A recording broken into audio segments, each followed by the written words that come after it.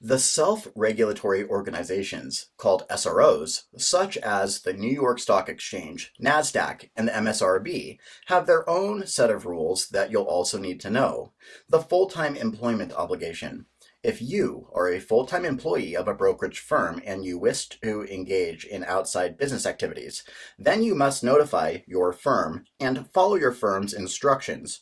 This applies even if you're working for a nonprofit or small organizations such as your condo or collab board. Gift limits. All SROs set their gift limits at $100 annually. This is the maximum value of a gift that a broker can give to a client or receive from a client annually. This is important to note that this does not cover normal business activities, for example, having dinner with a client. All SROs prohibit a registered rep from borrowing money from a client and lending money to a client, but there is an exception. If the client is an immediate family member or significant other, then the broker can lend money to the client if the broker gives written notice to the firm and follows the firm's written instructions. All SROs impose continuing education requirements on registered representatives. These requirements are divided into two parts. Firstly, the firm element, which is administered annually by the firm. And next, the regulatory element, which the registered rep is required to take for the first time on the second anniversary of his or her registration, and then every 3 years afterward. Intra-industry disputes. When a registered rep submits their U4 form to become registered in the securities industry, he or she also signs an arbitration agreement, mandating the use of arbitration to settle disputes with member firms as well as with other registered representatives. When signing this arbitration agreement, it's important to understand that the registered rep does not give up his or her right to sue for such things such as sexual harassment or discrimination. Leaving the business. When a registered rep resigns from his or her firm and leaves the securities industry, all of this person's licenses will expire in 2 years from the date that they resigned. If the person comes back to the business after 2 years, then he or she must take all of the licensing exams again. It is illegal to park your license at a friendly firm once you leave the business. All of these rules change for military leave. If a registered representative is called for military duty, then his or her license goes into a special standby status. The person can be out for more than 2 years and will not lose their licenses during the time that the person is in the military serving on active duty. He or she can continue to get paid by the brokerage firm as well as share in the commissions generated by a registered rep who is servicing this person's account. And at the end of this person's military duty, that is when the clock starts ticking on this person's license. Reportable events. A registered representative is required by FINRA to report certain events, and they must be reported no later than 30 days after the event occurs.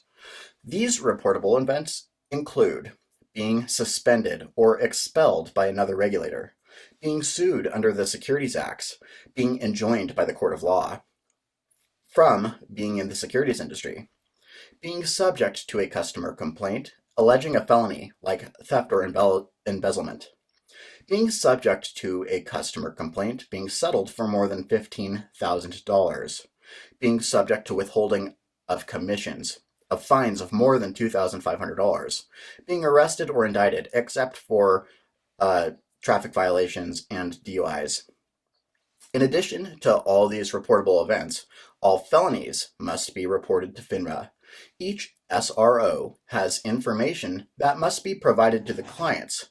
A copy of the FINRA manual must be at each branch office and be available for the customer to inspect. Providing the customer with the FINRA website address satisfies this requirement. The broker-dealer must send its balance sheet and computed net capital statements to the customer 2 times per year, semi-annually. The annual statements must be audited, and the semi-annual statements unaudited. Note that broker-dealers are not required to provide customers with their income statements. A broker-dealer is prohibited from charging a customer for investment advice. Generally, for the service, the fee is built into the commission in the trades. If a broker-dealer charges for investment advice, then it must register as an investment advisor. While the broker cannot charge for investment advice, It can charge for certain clerical services, such as the safekeeping of customer funds, the appraising of customer securities, and the appraising or the distribution of dividends. However, it can never charge for the distribution of customer communications. Customer disputes. If a customer signed an arbitration agreement when opening the account, then all disputes must be settled by arbitration. If the customer did not sign this agreement, then the customer can use FINRA's Code of Procedure, think COP, to settle disputes, or the customer can sue. All SROs have rules and regulations regarding what I like to call the 6 deadly sins. These are all prohibited practices. They are, number 1, selling away. This is recommending a security to a customer that is not on the firm's recommended list, but are on another firm's recommended list.